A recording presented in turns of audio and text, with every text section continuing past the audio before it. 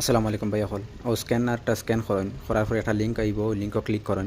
করার পরে একটা পেজ ওপেন হইব দেখুন হওয়ার পরে আপনার এন্টার ইয়োর নেম যেখানে ওখানে আপনার নাম ডালুন ডালার পরে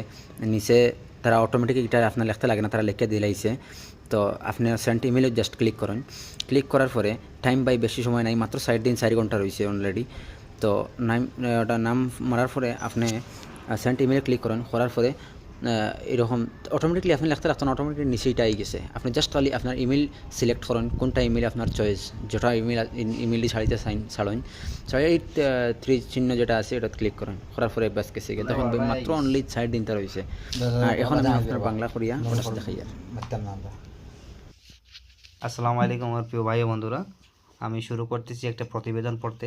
যেটা আমাদের সমস্ত ভারতবর্ষের মুসলিম ধর্মাবলম্বীদের উপর একটি বিল পাস হয়ে এসেছে।